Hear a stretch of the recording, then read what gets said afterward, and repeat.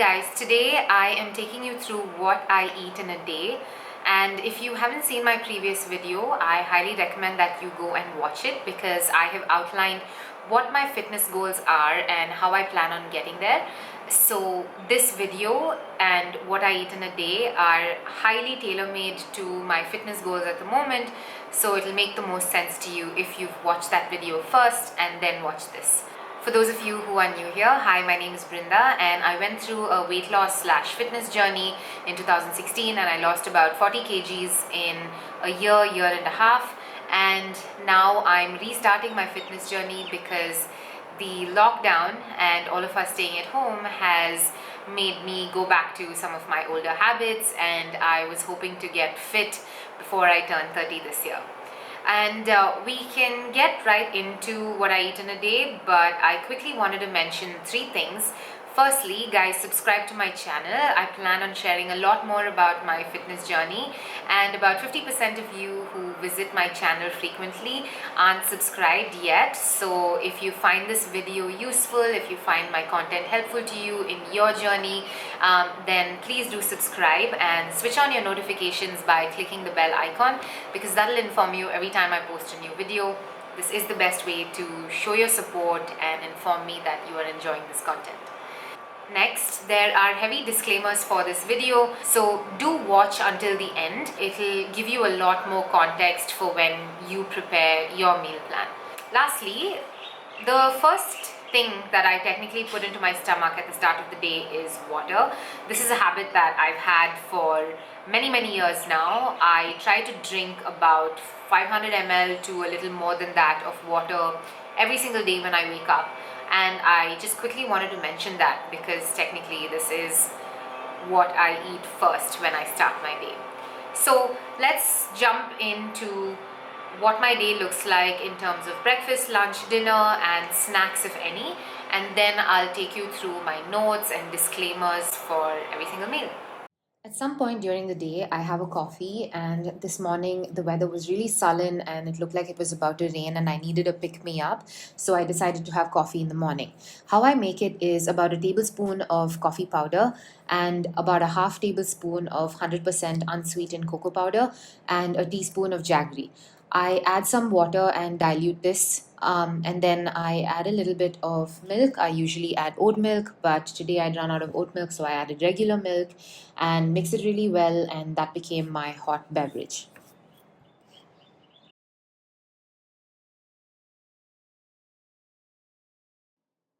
My breakfast is really simple. It involves no cooking, but it needs some planning. I soaked about half cup or 40 grams of oats overnight in some oat milk and water, and in the morning I added 2 tablespoons of mixed nuts and half an apple cut up. I find that this sweetness is enough for me, and it's like having a yummy chilled dessert for breakfast.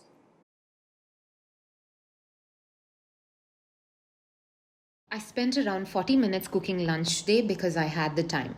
I made my favorite zucchini sabzi and a simple dal. Zucchini is an awesome vegetable because it's high in fiber, so it's quite filling, and it's also low in calories. I made this pretty much how every basic sabzi in the world is made. 2 tablespoons of oil for 4 portions of sabzi, jeera, onions, ginger garlic, slit green chilies, turmeric, a small cup of frozen peas, chili powder, coriander powder, and jeera powder, and saute all of this for a little bit. Add the zucchini, mix well, add some water, and allow the sabzi to cook for around 7 minutes. In the meantime, I made the simplest dal. It contains washed yellow moong dal, water in proportion, a tablespoon of ghee for 2 portions of dal, salt, asafoetida, turmeric powder, and I set this for 2 whistles in the pressure cooker. This is how I like my dal. The texture of the lentil stays intact, and the flavor of the dal is not masked by too much tadka. I don't know how to make rotis, so I am dependent on pre-made rotis that I can heat up. I typically choose either ragi roti or bajra roti or even wholemeal wheat rotis. For lunch today, I heated up 2 rotis and plated up. My plate looks awesome, and this makes for an extremely filling meal. I also added a little bit of curd to go with the sabzi and dal and roti.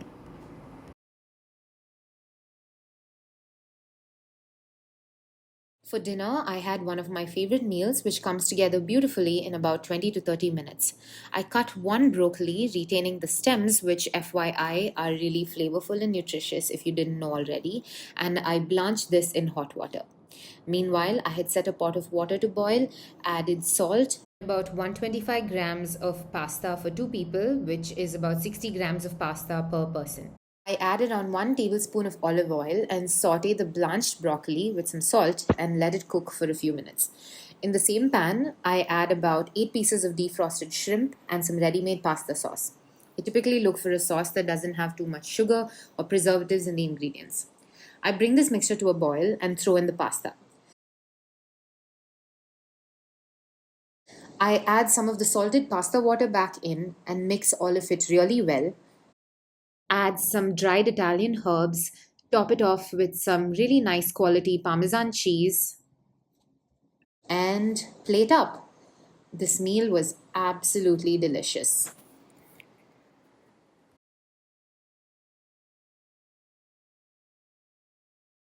I didn't find the need to snack too much today, but I did feel the need for a protein shake because I was pretty sore from the previous day's workout.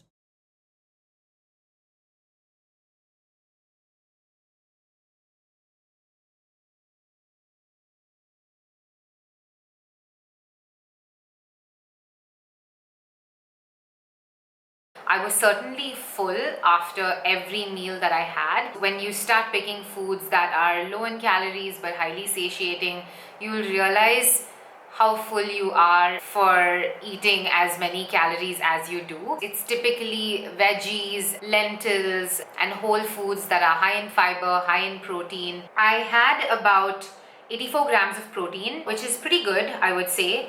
And I'm quite happy about my intake for the day. I know that in my previous video I said I was going to eat at a 20% deficit of my TDEE, which is around 2,400 calories.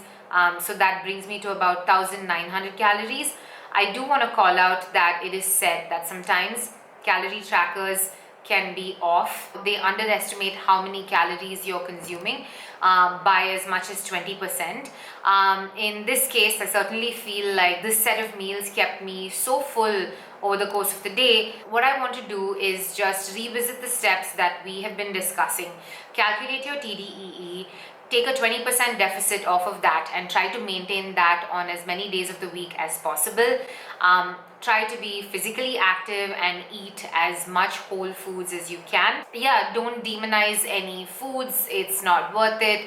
Try to incorporate all of your favorite foods, but stick to your calorie count for the day. And lastly, you don't always have to count calories. Once you've counted calories and you have pretty much decided what you're going to eat as standard fare for however long you're going to be on your fitness journey, you can stop tracking calories because you know how much 1 cup of vegetables is going to be, what about 100 grams of chicken looks like. You become very familiar. You'll figure it out as you go along.